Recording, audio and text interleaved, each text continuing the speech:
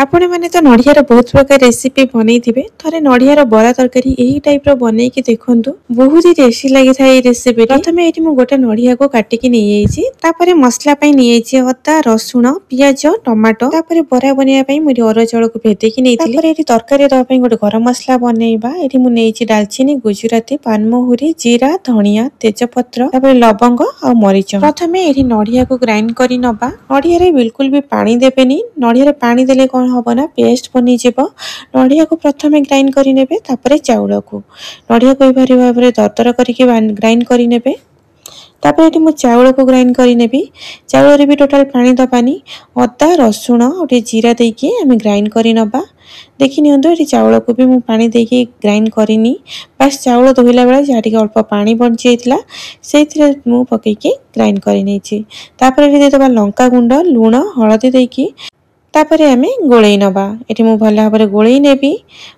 ये सबू को भल भाव में गोलई सारापर देखी नियंतु आमर बेटर टी केमितिका होइछि पूरा पूरी बरा बनवाई पूरा परफेक्ट अच्छी। तापर आम गोटे तावा बसई नवा तावा भल भाव में गरम हो गला आम देदेबा सोरिष तेल देकी चारिपिटी लगे नवा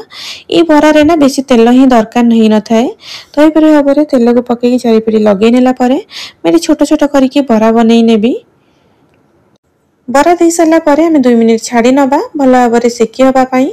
ये बरा को आम उलट पलट करके दुई पटरू भल भाव में लाल है पर्यंत सेकी नवा तापर अल्प टिके तेल आपण मैंने ब्रश रे लगे पारे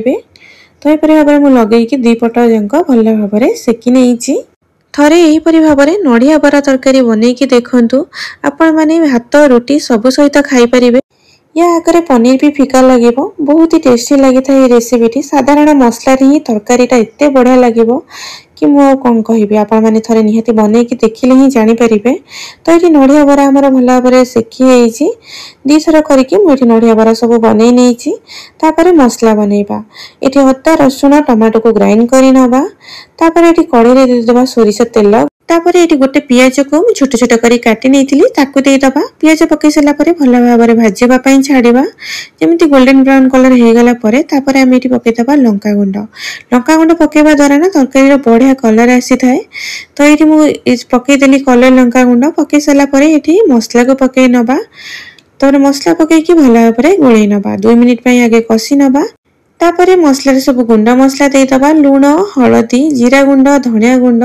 तापर ये देदेछि करी पाउडर देकी भल भाव में मसला को गोलई नवा ये मसला आम पानी देदबा मसला को भल भाव में गोलई नवा मसला को भल भाव में गोलई सारापर आम ढांकी 5 मिनिट छाड़ीदबा मसला भल भाव में कषि हाँपाई। मसला ये कषिवा भितर ये आम गरम मसला जोटा रखी तरकारी दवाई आम मसला को भल भाव में भाजी नवा ये देखिए नंतु मसला को टिके हल्का भाजी नेला परे एमे गैस रो फ्लेम को ऑफ करी नबा तापरे छोट हेमदस्तारे देकी आमे मसला को भल भाव में कुटी नबा मसला भल भाव में गुंड हो जिवो एठी देखि नंतु मसला हमर गुंड हो जाइछि आपण माने चाहिले ग्राइंडिंग भी करि परिबे। तो ये मसला भल भाव में कषि गलानी ऊपर को भी तेल उठिबे स्टार्ट हो गलानी देखि नंतु मस एठी आमे देदेबा गरम मसला देकी आमे भल भाव में आउ 5 मिनिट कषि नबा जिते मसलार ऊपर को तेल भल भाव में उठी आसो तापर आप जाने मसला तो आपण भल भाव में ये देखी नंतु मसलार ऊपर को तेल उठी आसला केते सुंदर भी कलर आसी ये पानी देदबा ये मुझे आवश्यक अनुजाई पानी देदेली पानी देदेकी ढांकी छाड़ीदबा भल भाव में फुटवा ये भल भाव में फुटी आसी देखी नियंतु ये आम देदबा कस्तूरी मेथी देकी मसला को भल भाव में गोलई नेबी ये भल भाव में फुटीगला ये देदबा नड़ियार बरा देकी 10 मिनिट लो टू मीडियम आंचरे ताकू छाड़ीदबा ढांकी फुटवाई ये 10 मिनिट पर देखी नियंतु आमर नड़ियार तरकारी केते सुंदर भाव में बनी जाइए आमर ग्रेवी भी केते सुंदर बनी आपण मैंने देखी नियंतु ये गैस रो फ्लेम को ऑफ करी नबा तापर ढांकी छाड़ीदबा आउ 5 मिनिट देखी नियंतु 5 मिनिट पर तरकारी रो लुक ता ग्रेवी केते सुंदर बनी आपण माने थर विश्वास करि परिबेनी कि केते टेस्टी लागे ये रेसिपीटी। तो आपण माने बने की खाइले ही विश्वास करिवे तो आपण माने थरे एही परि भाबरे बने की खांतु या आगरे तो कोनोसी नॉन वेज वेज सब रेसिपी फेल तो बहुत ही बढ़िया लगी थाए नड़ियार बरा तरकारी थरे बनातु एही टाइप रो आपण मानकु भी बहुत बढ़िया लागिवो।